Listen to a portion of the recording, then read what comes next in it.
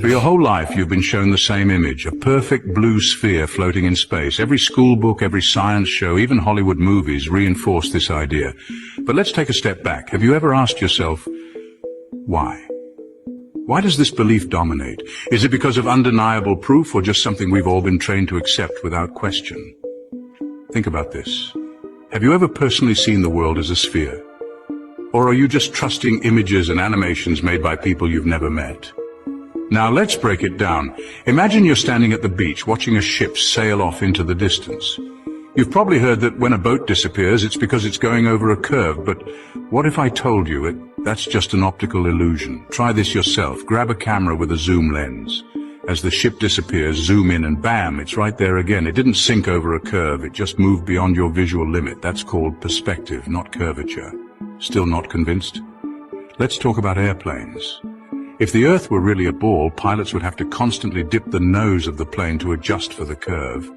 But they don't. They fly straight, because the horizon stays level no matter how high they go. And speaking of horizons, why is it that no matter how high you ascend, the horizon rises to your eye level? If you were on a ball, the horizon should drop as you go higher, but it doesn't. It's always flat and at eye level. And let's not forget about water. Have you ever seen water curve around a ball? No, water always finds its level. Whether it's in a glass, a pool, or an ocean, water lays flat. So why would the largest bodies of water magically curve around a giant rock in space? And here's the kicker.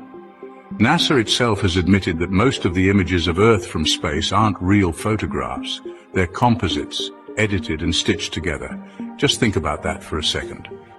Now here's the challenge for you. Grab a straight edge, a ruler, a book, anything flat. Go to an open area like a beach or a lake and hold it up to the horizon. What do you see? No curve. Just a perfectly straight line stretching as far as your eyes can see. Question everything. Test it for yourself. Outer space is water. Nothing ever has or will go beyond the firmament. See, NASA is an acronym for not a space agency. They've been caught deceiving the public numerous times through harnesses, green screen projections, photo manipulation, fisheye lens, and much more. With enough research, you'll find clip after clip of NASA fails. See, every photo of the Earth is CGI. The moon landings were all fake, and nothing's ever been to Mars. And everything you see is footage of Devon's Island in Canada. NASA also trains and films in an underwater pool, where they have an exact replica of the ISS. So it begs the question, why do we see bubbles in footage of supposed space? Are they just editing the background and making it look like they're up there? Also, the stars and planets look like nothing what we've been taught, strongly resembling light reflecting off of water, in the same way as the floor of an ocean or a pool, each pulsating with their own unique geometric pattern. And yet, despite all of this, we've allowed these fraudulent organizations to gaslight us into believing that we are spinning 1,000 miles an hour, hurtling around the sun at 66,000 miles an hour, flying with the solar system at 500,000 miles an hour, and yet we never feel a thing. Regardless of how the ancients viewed its shape, they all knew the Earth was fixed, that there was a vaulted ceiling or firmament above us. From the Quran to the Egyptians to the Vedas, they all believed in a cosmic ocean. Now all those worldwide accounts of a flood make more sense. There's water above our realm, and the heavens above are what rotate, not us. When you begin to pay attention to this reality with scrutiny, you come to the conclusion that nothing above us is as we've been taught.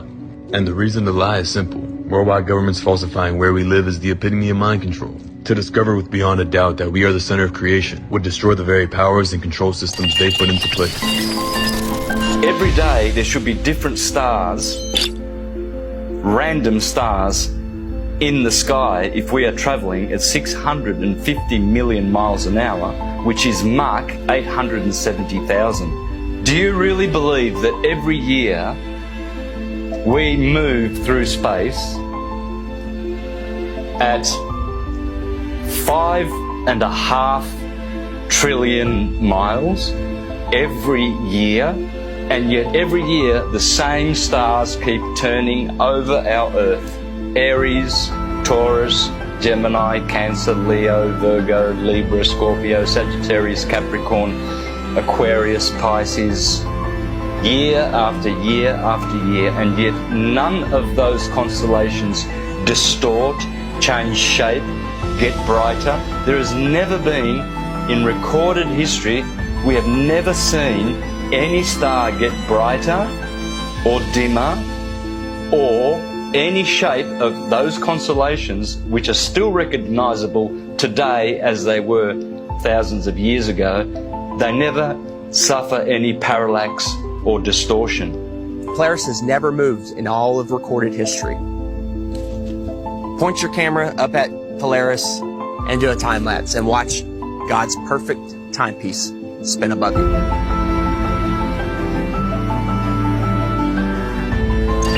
One of the main questions that the normies ask when it comes to the shape of the earth and the true nature of our reality is, why would they lie? Like, what do they benefit from this? And why go through all this trouble? Well, let me break it down for you. Now, this lie that we've been fed our whole entire lives isn't just about the shape of the earth. It is quite literally about control. Now, if they can control your perception of reality at its very foundations, then they can certainly control everything else that you believe in. They try to tell you that you're a cosmic accident, that you came from nothing, that all of this order we see came from complete chaos, and that we evolved from apes and we're just a speck in this endless universe. That is the biggest lie of them all. What they are doing is they are hiding God in God's true creation.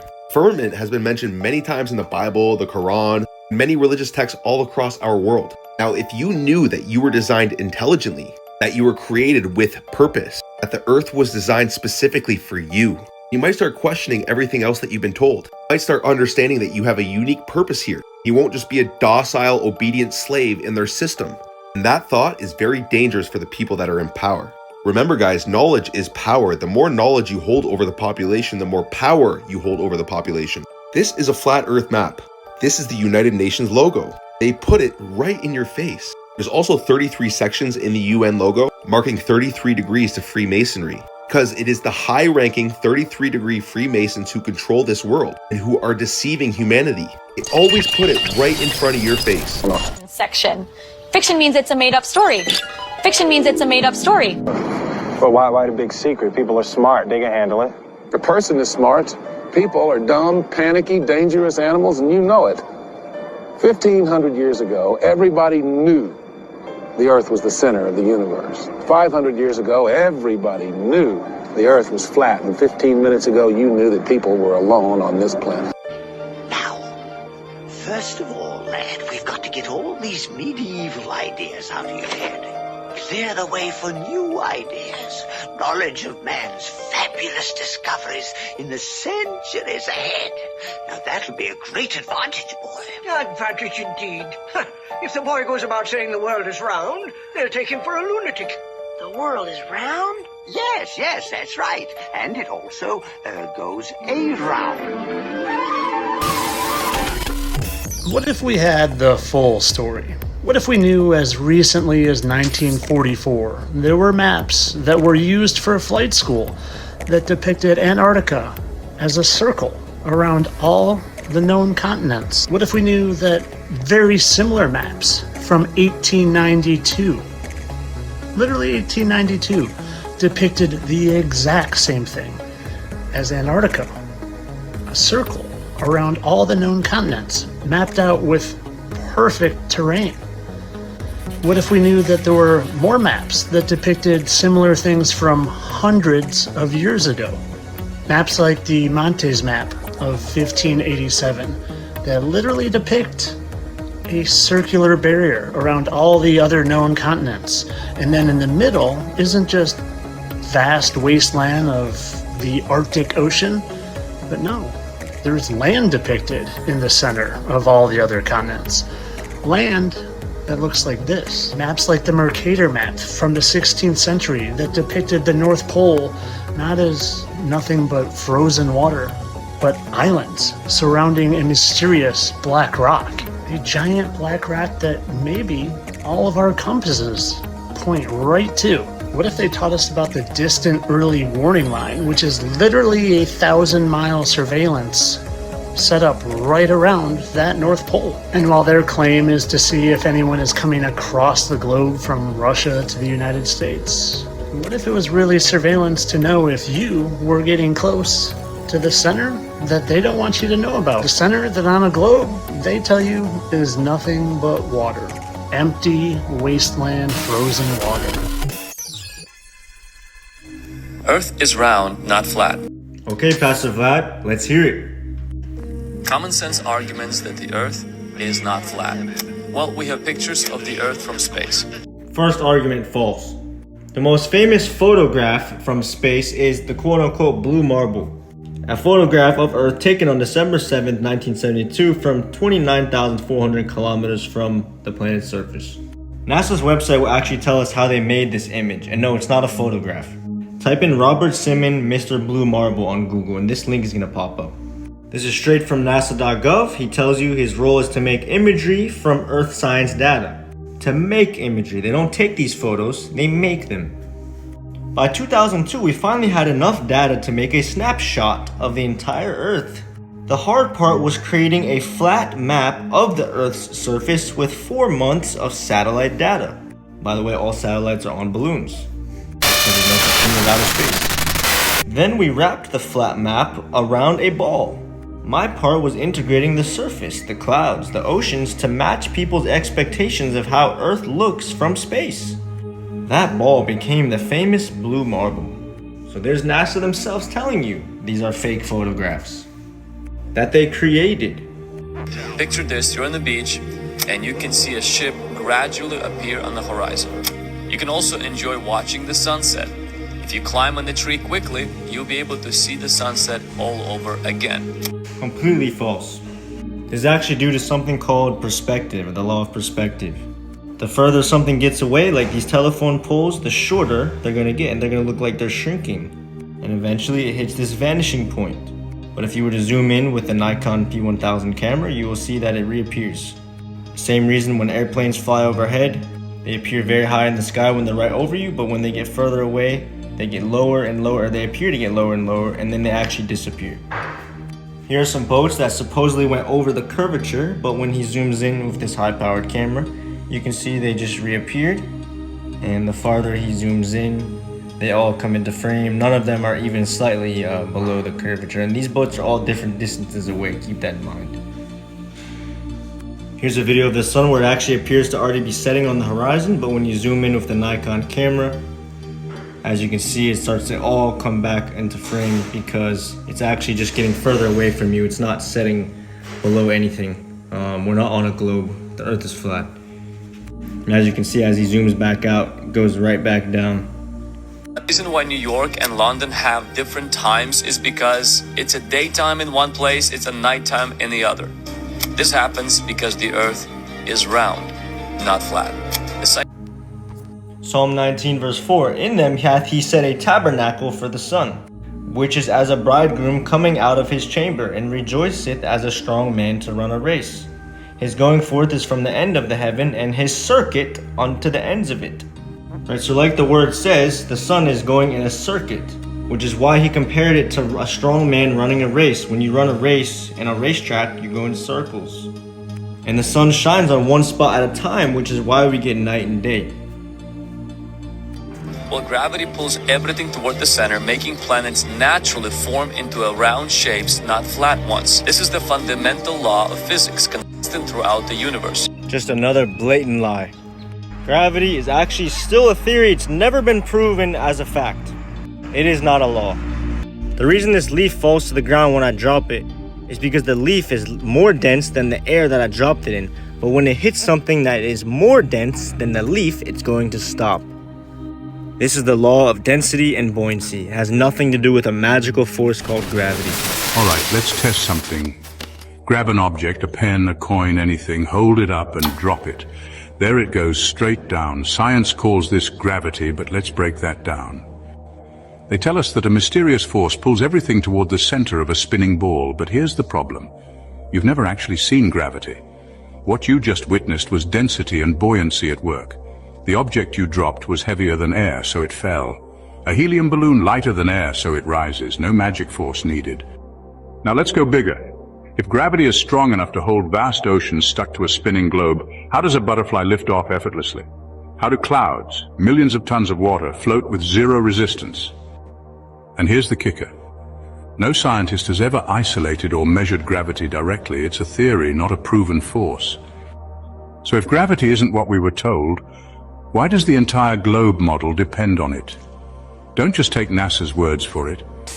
Do your own research and open your mind. For example, when we looked at world record long distance photos and we saw that 3/4 of a mile of curve was missing, That was not our final observation. And when people put their camera 1 foot off the ground and filmed a horizon miles beyond where it should be, that was not our final observation. When researchers took lasers and shined them over the surface of water, and both the reflection on the water and the laser itself were seen at a distance of 21.03 miles, that was not our final observation. And when later on more researchers repeated a similar observation with a laser traveling 35.5 miles, proving that the target wasn't hidden by 700 feet like it should have been on the globe, that wasn't our final observation. And when we found footage of the firmament that reveals our Father's handiwork, that wasn't our final observation. And when we found out that replicating such footage requires a barrier, that wasn't our final observation. And when we saw that Polaris is stationary throughout the year and a star on Orion's belt called Mintaka stays on the equator all year, while the sun meanwhile goes up and down above the equator drastically as it changes its path, that wasn't our final observation, that this world was immovable. And when Guglielmo Marconi sent a line-of-sight signal 2,100 miles across the Atlantic in 1901, and we found out about that, that wasn't our final observation. Do you think there's just 7? Just 7? That's what they told you. That's what they want you to believe. But Antarctica? It's hiding something bigger. Way bigger. Beyond Antarctica, there are lands we've never seen, civilizations that have been hidden from us. Why do you think access is so restricted? Since 1959, no country has allowed free exploration. No one. You can't just go there. You can't just walk in. Have you ever seen this map called the CBS American School of the Air map? What they actually used to use in flight school in 1944, which would have been before NASA came along. Well, what's this funny little circular weight thing? They label it as Antarctica, but we know Antarctica is a continent at the bottom of the globe. Why would they put it circling all the other continents? Seems strange. And then it's funny, when you look up the average elevation of all the continents, you see that Antarctica is the tallest, average by far, more than double. So that means of all the land masses, Antarctica's the average highest. Let's go back to that map. So if this white terrain circling all the known continents was taller, it's almost like it would be acting as a cup to hold in all the water. I want to show you guys something pretty funny here. This is the truth in plain sight. NASA.gov, derivation and definition of a linear aircraft model. A linear aircraft model for a rigid aircraft of constant mass flying over a flat, non-rotating Earth is derived and defined. NASA.gov. In fact, there are over 15 documents on NASA's own website that say a non-rotating flat Earth. Non-rotating Earth. A flat, non-rotating Earth. The truth is always in plain sight. NASA's only job has been to deceive and hide God's true creation from you. And when we saw that the flat biblical world that we believe in was mentioned in declassified documents right there along with the firmament, that wasn't our final observation either. There's many, many more observations that have been made and many more to be made. But the one that's going to seal the deal for everybody, it's going to happen when the Messiah returns, when the heavens part like a scroll and every eye sees him. That's going to be some people's final observation. I don't want that to be anyone's final observation. I want them to continue to see reality after this point. Why does the shape of the earth even matter? What difference does it make to my life? Firstly, the thing of crucial importance is not the shape, it's the lie. The lie of heliocentrism is one of the most insidious lies imaginable that replaces our common sense and lived experience with unproven theories and explanations from supposed experts. When children are indoctrinated to abandon the evidence of their senses in favor of this nonsensical globe model, A schism occurs in their psyche where they are no longer able to trust their own senses and experience, and instead must trust information completely contrary to it, presented by perceived authority figures. To teach such a false cosmology is incredibly deceitful and disempowering to the individual. And the result is that humanity has become just like the slaves in Plato's allegory of the cave. You were scammed. Yes, 100% agree. Face it, genius. You got scammed. Rock you like a hurricane.